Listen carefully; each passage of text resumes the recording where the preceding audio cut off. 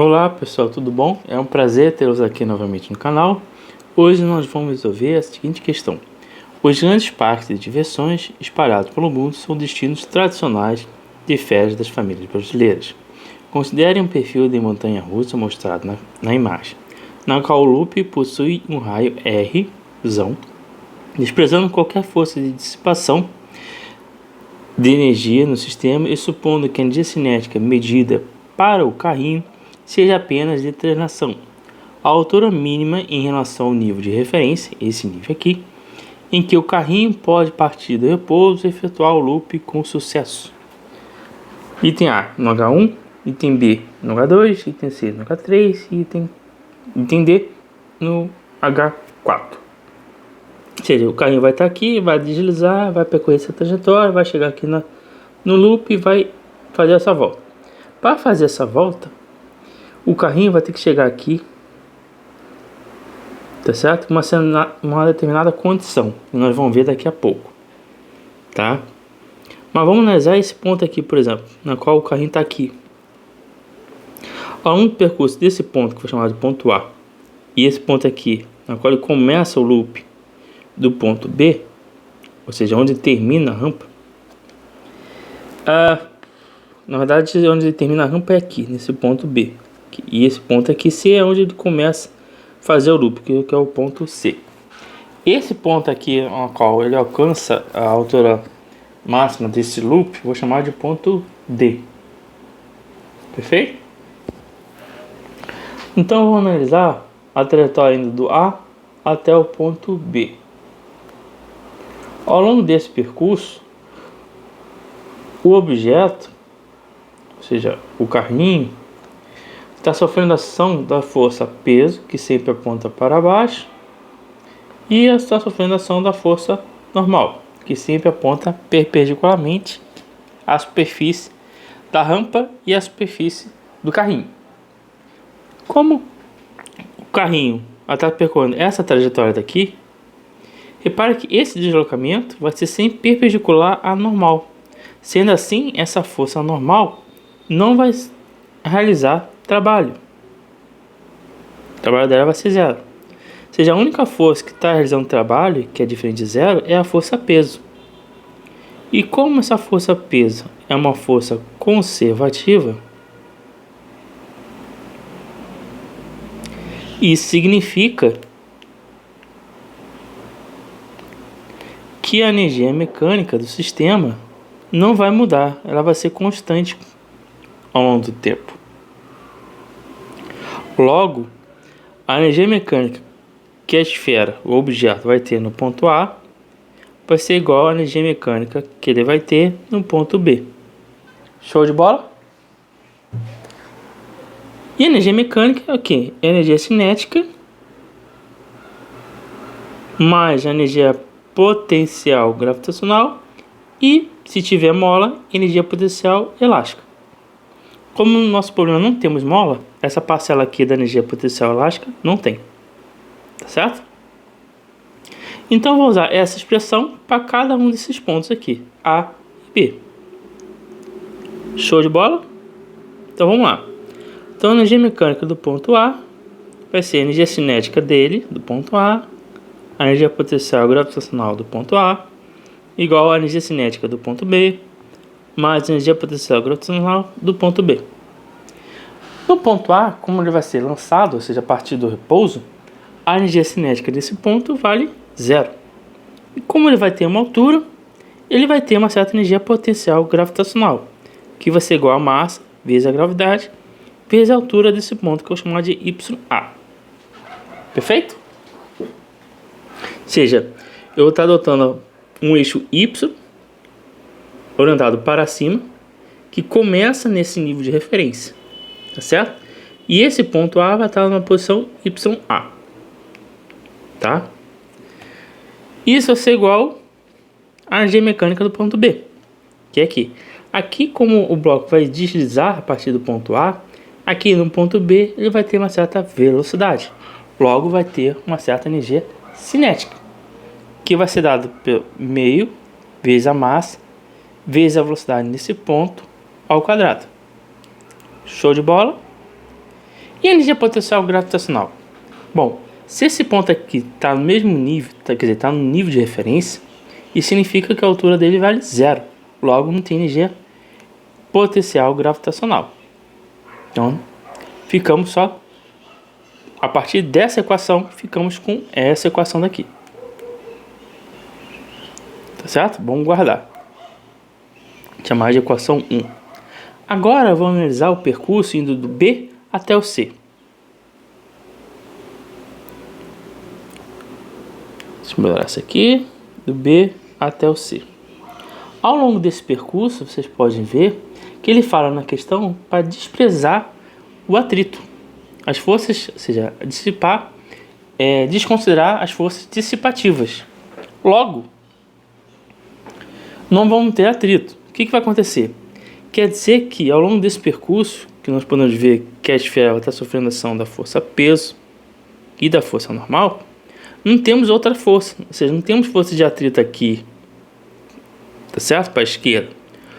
Logo, como ela não realiza movimento na vertical, isso quer dizer que a normal vai se equilibrar com a força peso, tá certo? E o que nós podemos dizer para a energia mecânica do sistema, como só temos forças conservativas, que é a força peso, vamos ter que a energia mecânica vai se conservar. Logo, a energia mecânica do ponto B vai ser igual à energia mecânica do ponto C. A energia mecânica do ponto C, nós já calculamos antes, que é a energia cinética, mas vou repetir, energia cinética do ponto B mais a energia potencial gravitacional do ponto B. Isso é igual à energia mecânica do ponto C, que é o que? A energia cinética desse ponto mais a energia potencial gravitacional nesse ponto. Vimos que a altura do ponto B não tem, vale zero, logo a energia mecânica, a energia potencial gravitacional vale zero. A mesma coisa para o ponto C, tá certo? Então ficamos que a energia cinética do ponto C é igual à energia cinética do ponto B, que vale meio da massa vezes a velocidade do ponto B, certo? Então vamos guardar essa equação daqui, chamar de equação 2. Agora vamos analisar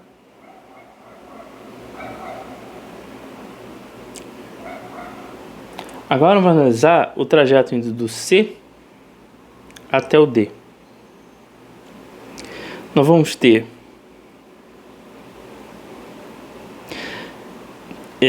aqui objeto sofrendo ação da força peso e da força normal, tá certo? A força normal é sempre perpendicular à trajetória, logo não vai realizar trabalho. Só a força peso, que é uma força conservativa. Logo, a energia mecânica do ponto C é igual à energia mecânica do ponto D. Opa! Show de bola! A energia mecânica do ponto C que nós vimos aqui é igual à energia cinética do ponto B, né? Que vale meio da massa vezes a velocidade do ponto B ao quadrado. Isso é igual à energia mecânica do ponto D, que é quem? A energia cinética do ponto D mais a energia potencial gravitacional do ponto D, tá certo? Isso é igual a quê? Meio da massa vezes a velocidade do ponto B ao quadrado, igual a energia cinética do ponto D, que é meio da massa vezes a velocidade do ponto D ao quadrado, mais a massa vezes a gravidade vezes a altura desse ponto. Pronto. Vou chamar essa equação de equação 3. Agora eu vou juntar essa equação 1, 2 e 3. Nós vamos ficar essa energia cinética do ponto B é igual a essa equação daqui. Então ficar a massa vezes a gravidade vezes a altura do ponto A é igual a meio da massa vezes a velocidade no ponto B ao quadrado mais a massa vezes a gravidade vezes a altura do ponto D. Tá? Agora obtivemos a equação 4. Mas repara o seguinte. Agora, para ele realizar essa trajetória daqui sem cair, significa que a normal nesse ponto D aqui tem que ser igual a 0. Tá certo? E como ele está realizando uma trajetória circular, essa força normal, essa força peso, perdão, é igual à força centrípeta, que é igual a massa vezes a velocidade nesse ponto ao quadrado, divididos pelo raio. Tá certo? Esse raio da trajetória, que é esse Rzão. Tá certo? Sendo assim, eu vou pegar essa equação daqui, que está aqui, vou deslocar ela e vou jogar ela aqui, ó.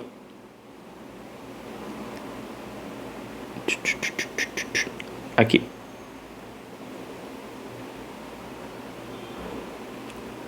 Vou pegar essa velocidade VD que aparece aqui e vou jogar ela para cá.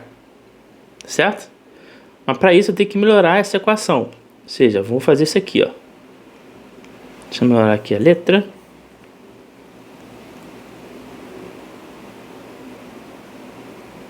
Ou seja, VD é igual a peso vezes o raio dividido pela massa.